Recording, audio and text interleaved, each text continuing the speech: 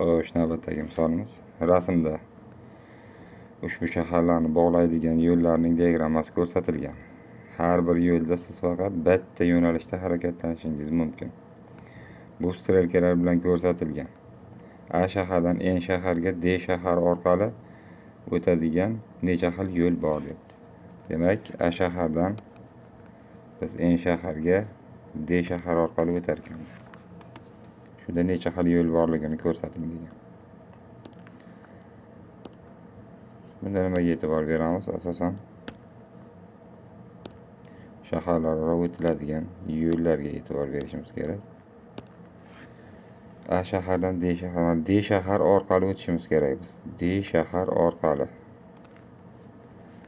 D shahar qaysi yo'nalish D shaharga borgan bo'lsa, o'shani qo'shib olamiz. Hozir barcha yo'llarni to'plab olaylik.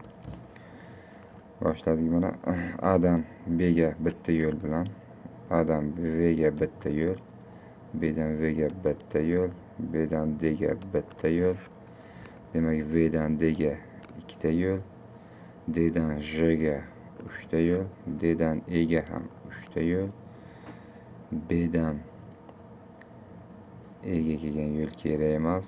Demak, D dan E ga 3 ta yo'l bo'lsa, E dan J ga ham 3 ta yo'l, E dan I ga ham 3 ta yo'l, I dan K ga ham 3 ta, J dan K ga 6 ta yo'l. Demak, K dan L ga 9 ta yo'l, K dan M ga 9 ta yo'l, L dan N ga 9 ta yo'l, M dan N ga ham 9 ta yo'limiz mavjud ekan.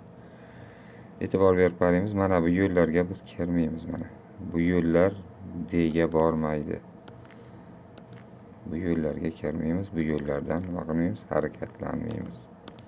Shuni inobatga oling. Misol beriladi. Demak, javobimiz bo'ladi 18. Javob shu.